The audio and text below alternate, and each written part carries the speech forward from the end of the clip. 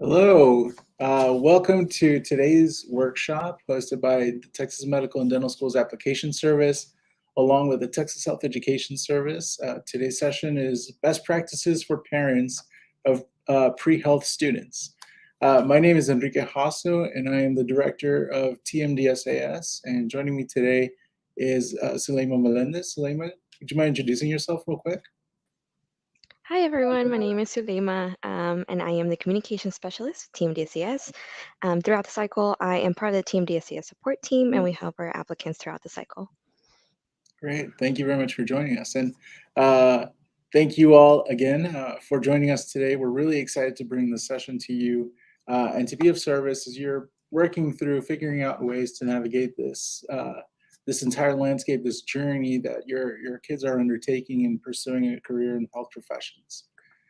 So we're just going to go ahead and get started today here with our presentation that we have prepared for you all. So a little bit about us before we even get started. The Texas Health Education Service is an umbrella over the Texas Medical and Dental Schools Application Service, as well as the Joint Admission Medical Program. And our goal is to support advisors and the pre-health community in reaching and empowering aspiring pre-health students. And that includes dentists, physicians, podiatrists, and veterinarians, and empowering them through educational resources to enhance their preparation for a career in the health professions. We actually have 21 member institutions. This next year, we're ready to welcome the UT Tyler School of Medicine, which is a really exciting venture for Texas as we finally get a medical school out in the East Texas area and region in order to help serve that population, as well as expanding into an all-new health professions area here in Texas as a whole. The very first podiatry school, the UT Rio Grande Valley School of Podiatry, will be joining TMDSAS in the next few weeks, actually.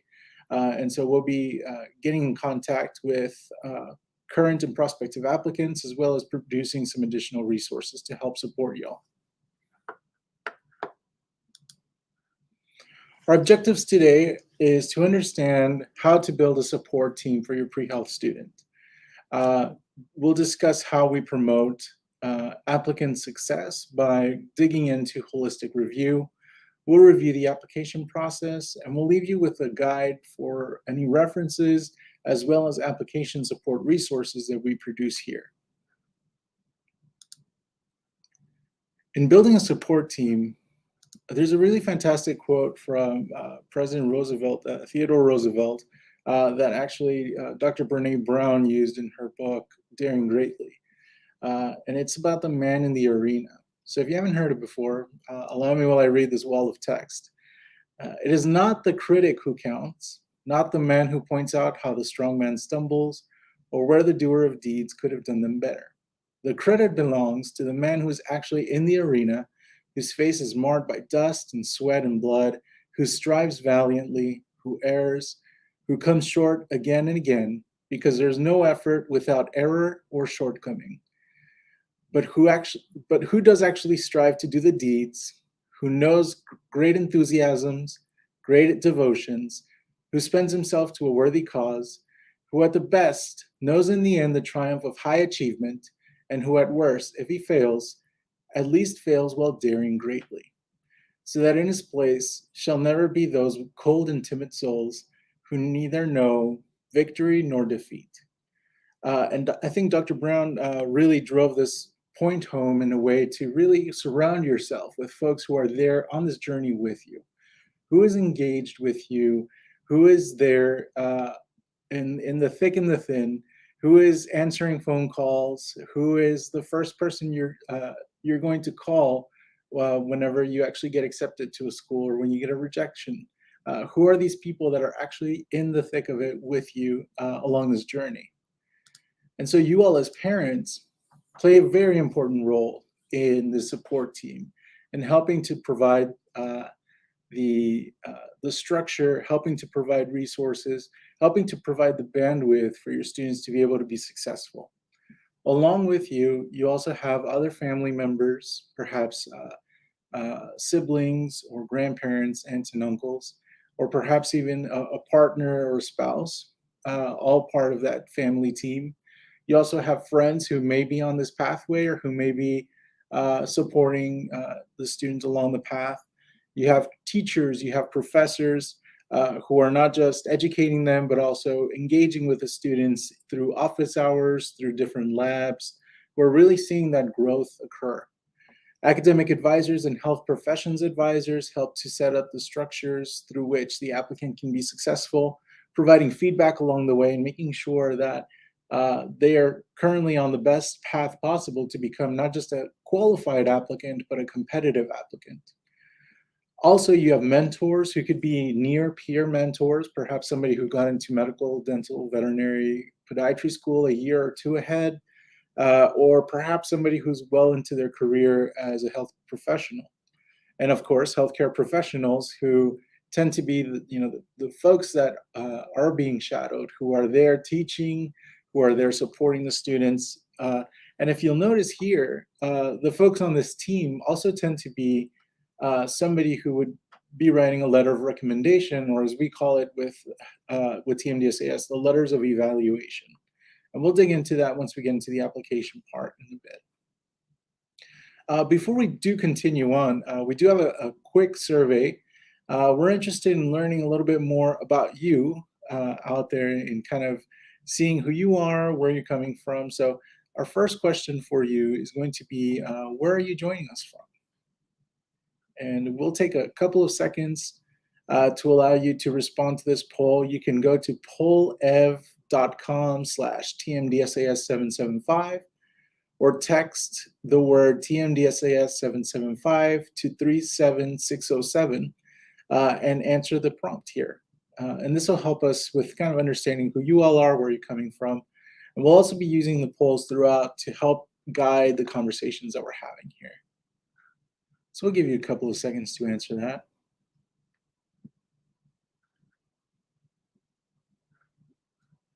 Right. And then, of course, we do have another question that we have ready. And that next one will be coming up in about 5 more minutes. But we do have quite a small group right now, but hopefully if you're joining in the recording, drop in the comments section where you're watching or listening from. Of course, this recording will be available via YouTube and our Facebook channel, on our Twitter pages, as well as on the Inside Health Education newsroom. So we'll go ahead and continue with our presentation here. So as part of being a part of a support team, we do want you to remember that this is the journey of your child. This is their journey, and they are the ones that should be the ones calling the shots. I could share some horror stories about times that we get phone calls from parents that tend to be very inappropriate, considering the pathway that their children are on. We're very happy to support the students, and we're happy to answer any questions that you all might have. But at the end of the day, I think it's important to remember that you as a parent are there in a support role. And we as an organization are only able to provide information directly back to the applicant. And so do recall that as part of this journey, FERPA regulations are in place that help protect the privacy of the student. And so we can only interface with students on our end. So it's important for you to remember that. And be able to empower your students to be able to make the decisions that they need to make to be successful. In promoting student success, one of the tools that we use is the Experiences, Attributes, and Metrics model that essentially explores the different aspects of the application. And so here we're going to zoom in a little bit further. And you can actually see that the outside blue circle highlights the experiences. And this essentially covers what does the path look like for that applicant.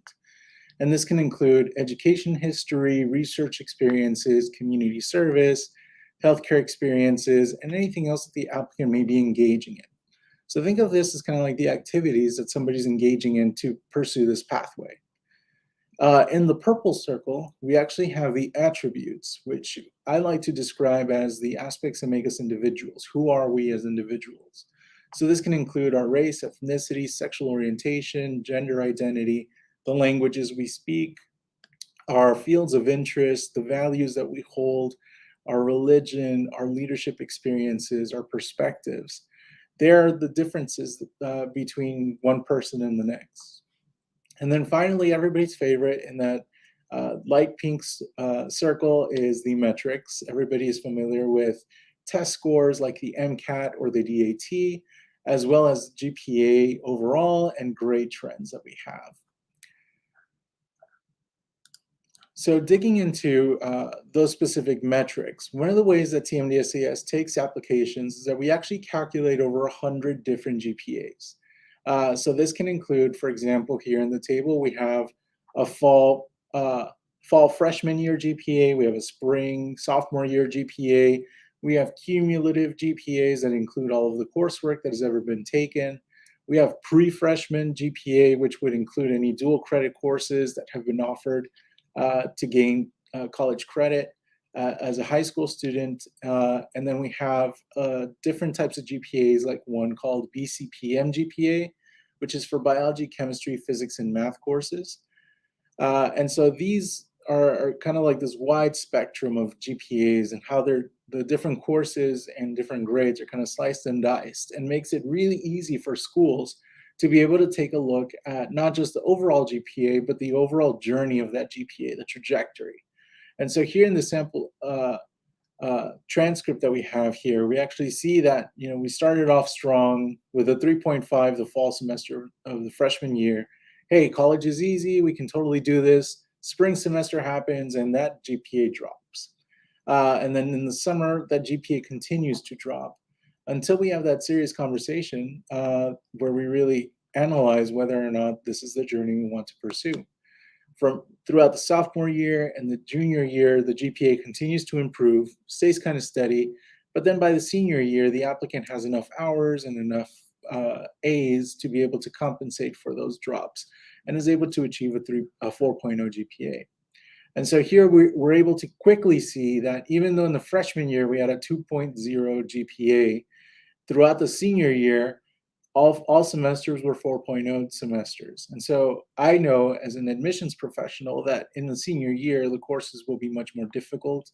And by performing better at that tail end, it actually shows that that trajectory is something that would continue into professional school. And so this is kind of the easy way for our schools to be able to identify the overall journey that an applicant has taken. And of course, this is a very micro scale of what our schools tend to see on their end, but hopefully it drives home the point of what it is that the schools are able to take a look at. Next up, for our personal biography section, this is where applicants will enter all of the activities they've engaged in. And so you'll notice that we have room for academic and non-academic recognition, for leadership, healthcare experiences, research, employment, extracurriculars, and then we also ask for any planned activities that are coming up. So what you want to take away from this is that there's room for any activity that the student wants to engage in. I think we get so bogged down with trying to get the perfect experience, to get the perfect shadowing opportunity, to get the perfect volunteer or get that president job because you want to get that leadership. But really what our schools are looking for is that diverse applicant who's really engaged with their community, who's really engaged with helping others through their skill set. At the end of the day, a healthcare professional is a leader in their community and uses their expertise to be able to address some of the issues related to the human condition. And so what is it that the applicant can do throughout their undergraduate career to help show that they're on that trajectory? Again, this is all about kind of anticipating what direction that they will be going into. Next up, for our essays, we actually have 3 different essays that are part of that section of the application. We have the personal statement, which asks for the applicant to explain their motivation to seek a career in dentistry and medicine or veterinary medicine, and how those experiences have prepared the applicant. One of the things that our schools often talk about, and we'll surely discuss during our panels that will be happening next month with all of our member institutions, is that applicants get so bogged down with talking about what's inspired them that they don't really dig into the motivation behind that. So it shows that while they did have a moment of inspiration, they didn't have the time to reflect on that experience or what it meant for them to continue to push forward. So as an example of something that we often see, applicants will often share a story of a healthcare professional that they did not appreciate how they treated a member of their family, for example.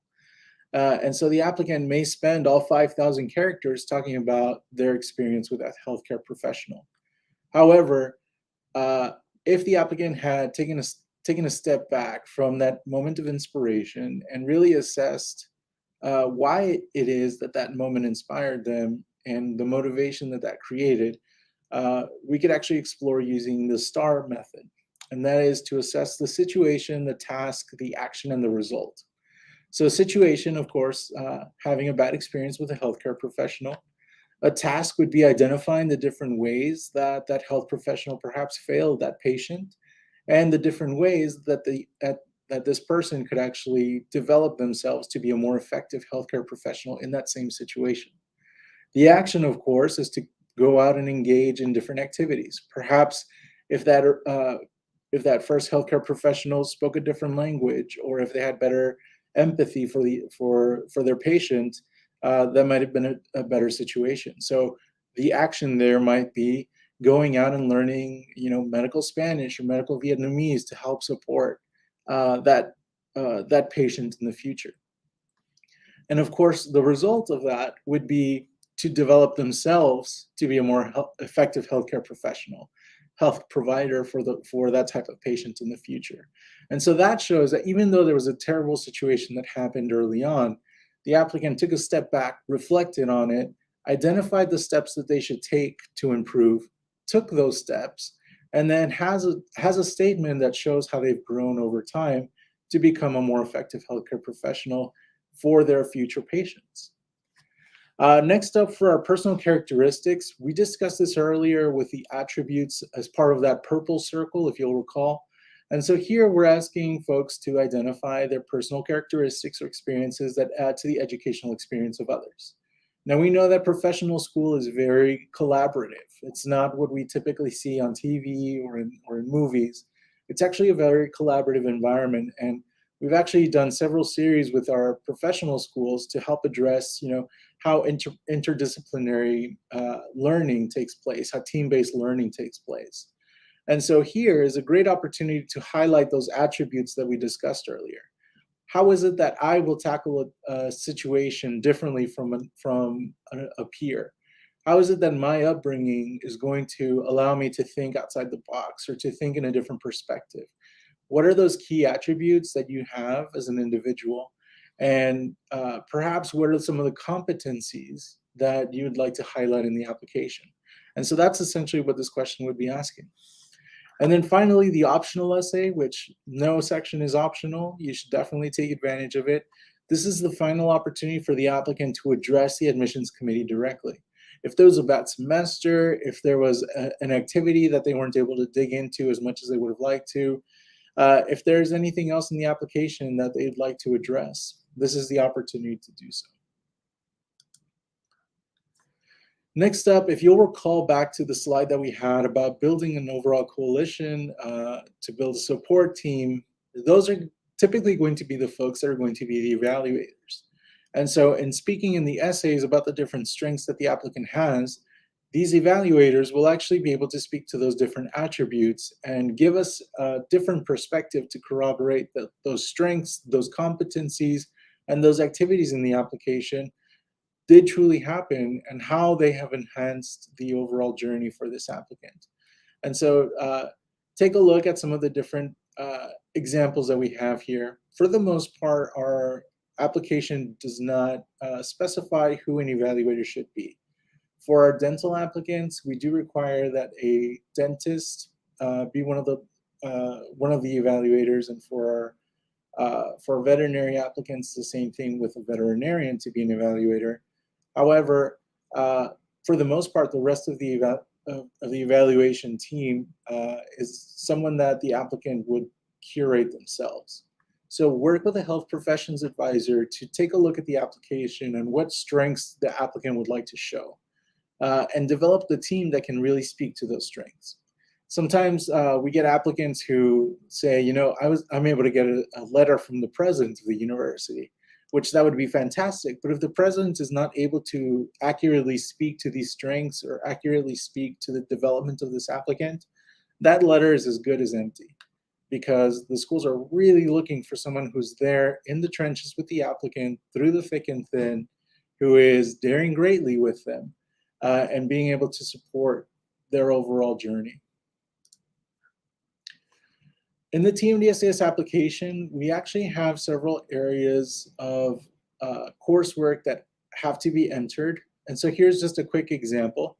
Depending on when your students will actually apply to TMDSAS, they will actually have to go in and sort their coursework into different categories. So this gives you a great example of how that's going to work out. However, this is not something that an applicant will have to take a look at until they start their application.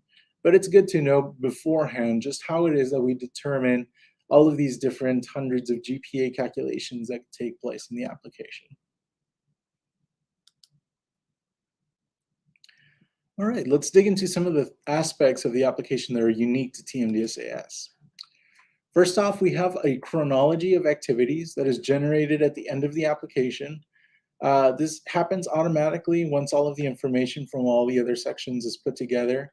And it highlights everything that's been entered in the application from high school graduation all the way through the time that an applicant applies. And so we have to make sure that there are not any gaps longer than 3 months.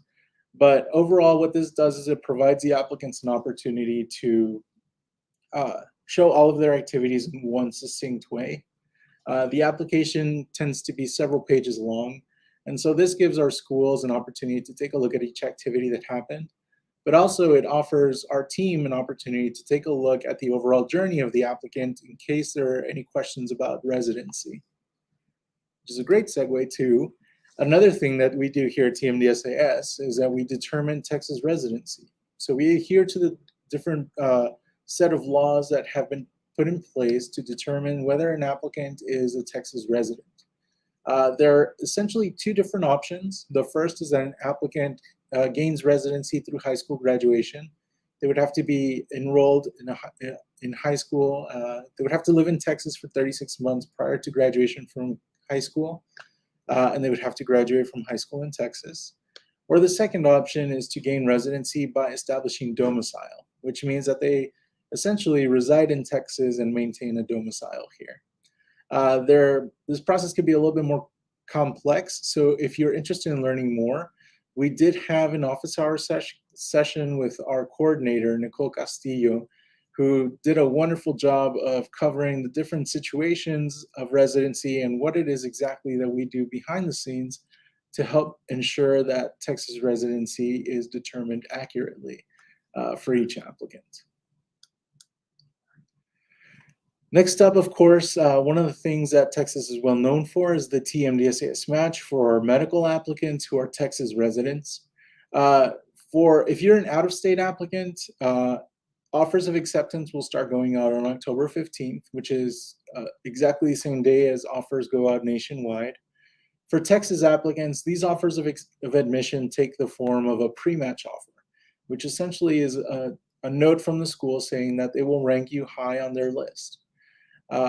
And in the TMDSAS match, all of the schools send a list of folks that they've interviewed in order to fill up their classes.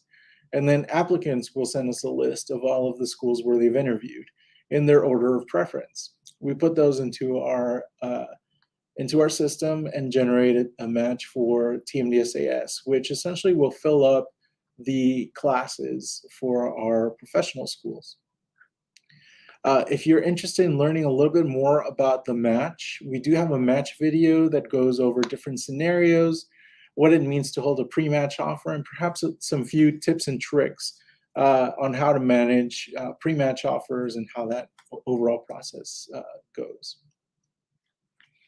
Something that's particularly important for the TMDSAS application is to apply early. And this is something across the board for dental, medical, veterinary, podiatry applicants, is applying early.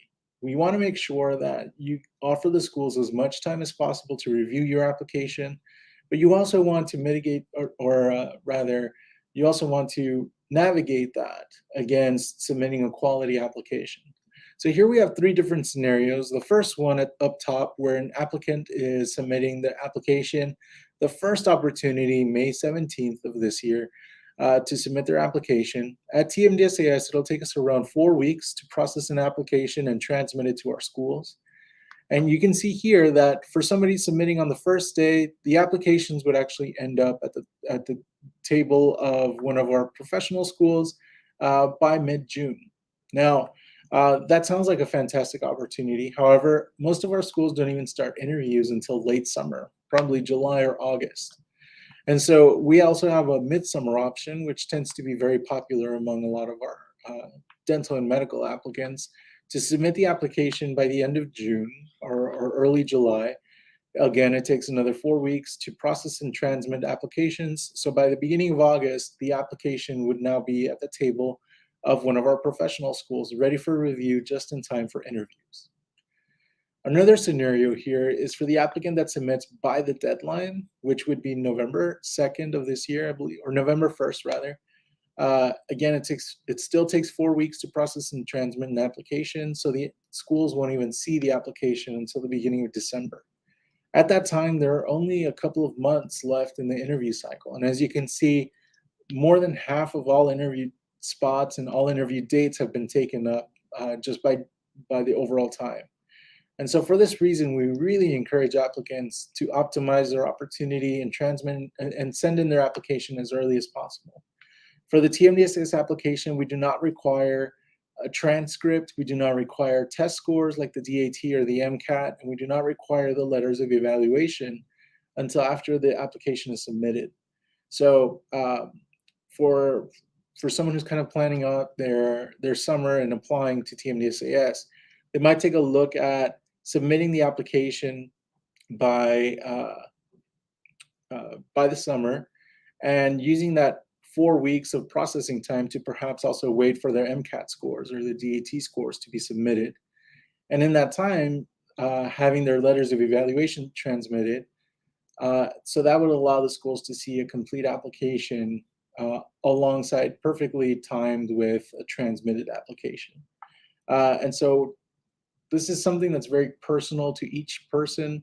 If you have to retake a test, if you have to wait on a letter of evaluation, if you aren't quite ready to answer the essays or different questions in the application, this could delay the application. But again, it's important that you pay attention to submit a quality application.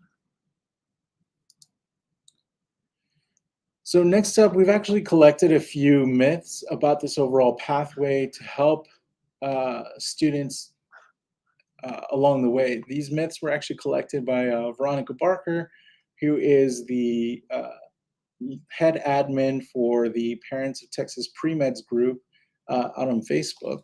And so let's go ahead and dig into these. The first myth is that there is a perfect undergrad school that's going to guarantee you admission to any school that you'd like. And that is absolutely false. Students can apply to any regionally accredited university, and it would be just as great as if somebody went to an Ivy League school or one of these prestigious schools. What the applicant needs to pay attention to is that these schools will offer courses that will help them become not just qualified, but also competitive applicants. And so perhaps take a look at the overall curriculum, take a look at how the pre-health advising office outlines the different academic plans for someone pursuing this pathway. And you'll notice that any regionally accredited institution will actually have a robust plan to help support pre-health students. Another thing to take a look at is the different resources that these schools have to help students along the way. Is there a learning center that can help them with study skills, to help them with learning ways to learn more effectively, to help support them along the way is a writing center where they could actually develop written communication skills that would help them not just in the application, but in this overall career. Are there different counseling services that can help them kind of navigate this journey and make sure that they're well supported and that they maintain that wellness overall? These are some of the resources you want to take a look at as you're exploring different undergraduate institutions. The next myth is that going to the professional school is something that you have to do right after completing your undergrad. And that is also false. Everybody's journey is unique, and preparing for this journey is dependent on each individual. We all have different needs. We all have different timelines. So I just do want to reiterate, we have reapplicants, folks who've applied one or more times, and we have non-traditional applicants who have taken different journeys throughout their academic careers, and they are just as successful in getting offers of acceptance. So apply when you're ready, and don't feel that you have to adhere to some sort of timeline. The schools have been here for 100 years, and they'll be here for 100 more. And in that time, whenever you are ready to apply, that's the best time to apply.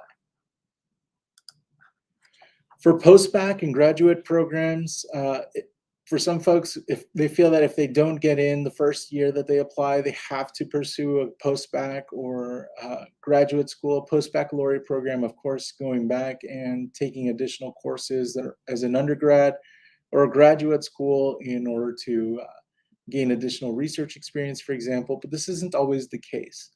If somebody doesn't get accepted, what they need to do is reflect on what it is that needs improvement.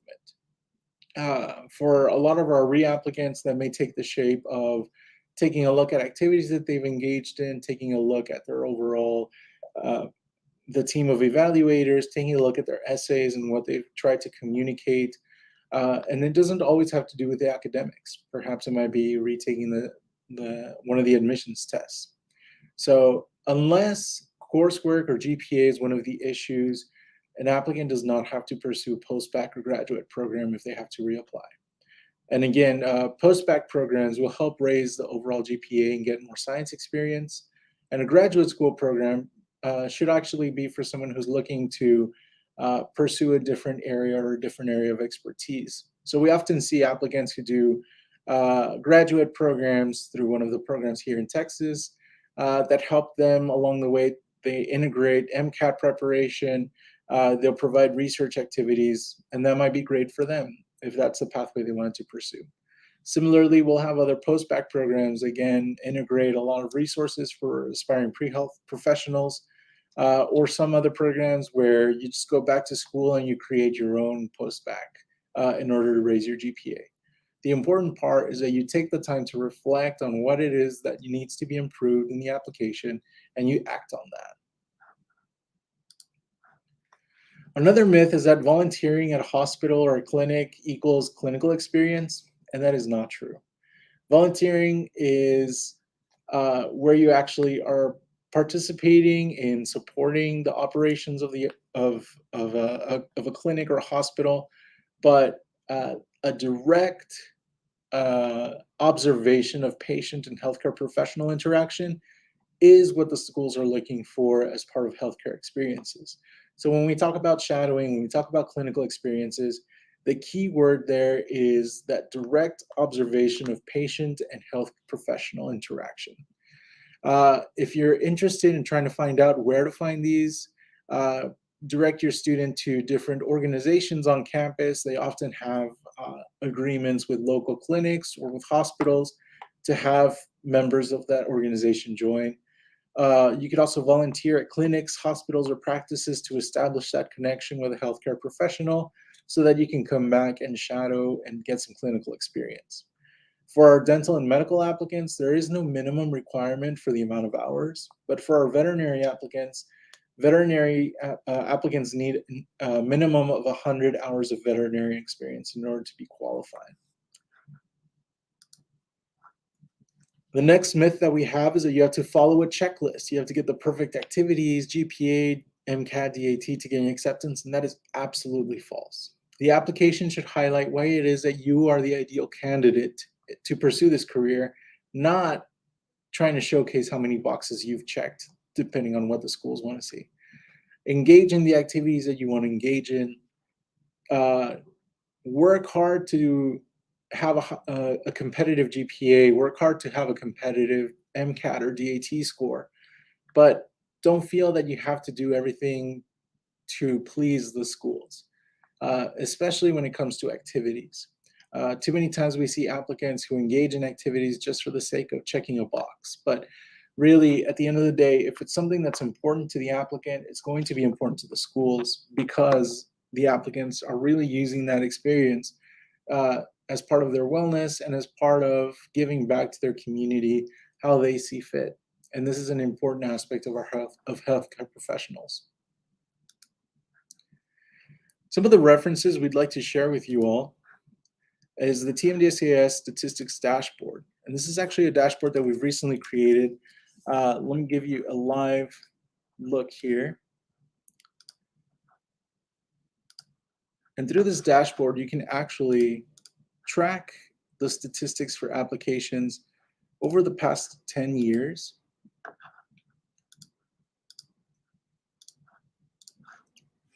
Over the past 10 years, here we have the dental statistics, and you can actually take a look at how in entry year 2021, we had 1,065 dental applicants. You can take a look at entry year 22. We showcase the overall GPA as well as the BCPM GPA. Again, that's biology, chemistry, physics, and math.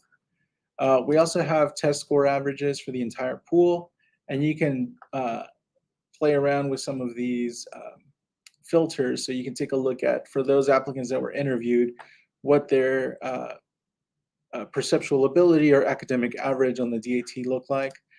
If you have a medical applicant, you can take a look at how the GPA looks like for those applicants that were accepted last cycle. You can see that we had a 511.3 average MCAT score, and then you see the overall averages for all of these different sections. We also have some insights on demographics for our applicant pool, as well as just a general map from where all of our applicants came from, if you're interested. And you can, at the end of this presentation, we'll share a link so you can actually take a look at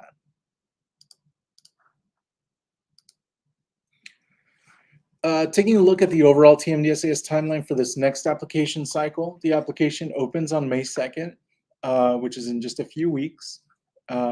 Submissions for being able to submit the application will begin on May 16th. The UTRGV School of Podiatric Medicine has a deadline for entry year 2022. That's this year. Their deadline is June 10th. And then the veterinary deadline for entry year 23 will actually take place on September 16th. And then the overall deadline for dental, medical, and podiatry school for EY23 will take place on November 1st. Another resource that we have available coming soon is the application guide, which will be a one-stop shop for all of the application instructions, policies, and support resources to help support not just current applicants, but those that are aspiring on this pathway. And then TMDSAS support resources, we have some links here for our partners. These are available on that website that we're going to show you in just a second. We have a cost estimator from our partners at MAPT from MedEd Media, and it will actually go through different application services. It'll include TMDSAS as well as ACOMAS or AMCAS, and give you just a quick cost of what you should be expecting in order to pursue that pathway. Some other resources here. First, it's the financial information resources, services, tools from the AAMC. They're a fantastic resource for anybody on this journey, not just medical applicants. And they really dig into what financial aid is going to look like, what you can do to start setting yourself up for financial literacy for someone on this pathway. Just keep in mind that this is something that's important to start thinking about now, because as soon as somebody goes into their residency or graduates from professional school, they're starting to engage in different financial activities, and they want to be financially sound in order to make the decisions they need to for their practice. Next up, we have the Pre-Med Navigator, which is a newsletter that is produced by the AAMC and shares several activities and events that are happening. The MSAR is a tool that helps identify the medical school's admissions requirements from all of the allopathic institutions across the country. And the AACOM Choose DO Explorer will take a look at the same information, but for our osteopathic medical schools across the country. If you are a dental applicant, the ADEA School Explorer will actually offer insights into the admissions requirements for dental schools across the country. And similarly, the Association of American Veterinary Medical Colleges has the VMSAR, VMSAR, that will take a look at the requirements for all veterinary schools across the country. We also are proud to partner with the Parents of Texas Pre-Med's Facebook group. This is a fantastic resource if you're interested in engaging with other parents who are trying to support their students throughout this journey. That's a fantastic resource for you. And we tend to be pretty active on there, and we'll have other sessions available. And also the SHPEP, the Summer Health Professions Education Program. It's a collaboration between the AAMC and the ADEA that provides summer experiences, mentorship, and just some really fantastic opportunities for current undergraduate students. For this summer, the application closed last month, but if you have somebody who's a little bit younger, this is a really wonderful resource for them. And we do have a program here in Texas, as well as other programs across the country for SHPEP. We also have the Inside Health Education Newsroom, which produces articles and support videos through the Courage Sessions, the Inside Health Education podcast. Just any resource that we produce out of our office can and will be available through the Inside Health Education Newsroom. And you can always count on this information being valid and supportive for your students. Next up, if you have a current applicant, the TMDSAS office hours are a weekly live Q&A session with Sulema, as we mentioned earlier, and she'll go over some of the common questions that we're receiving at TMDSAS to help make sure that applicants are well informed on how to overcome some of those pitfalls. Coming up, we have some additional workshops that will be taking place. Next week, we have a session on enriching your application as a reapplicant. And then at the end of at the beginning of next month, we have a session for non-traditional or military applicants. And then we'll have a series of workshops for dental, medical, and veterinary applicants. At the end of the month, right before the application opens, we'll have a Ask Us Anything session about applying, and we'll be there to answer every question that anybody might have about applying for this cycle. And we also have several panels with our member institutions broken out by the school type. So our dental school panel will take place on April 19th, medical school panel on April 20th, and the panel with our veterinary schools will take place on April 21st. And as soon as we receive a notice of accreditation for the podiatry school, they'll be joining us for a panel as well. So thank you all so much for joining us today. Here's our email. If you have any questions about this journey, about how we can support you and your students throughout this journey, please reach out to us at info@tmdsas.com. And then I promised, here is a link. If you hold up your camera to this QR code, it'll take you to a page that is only accessible via this QR code. And it'll include a link to all of those wonderful resources, not just from TMDSAS, but also from our partners. And so you can use that to help you identify where to get some additional insights. All right. So I'm going to bring Sulema back. Sulema, have you had any questions from parents that we might want to address here? We haven't had any in our comments from either YouTube or Twitter, but let's see. Yeah, we haven't had any comments. I'm sorry, you're on mute.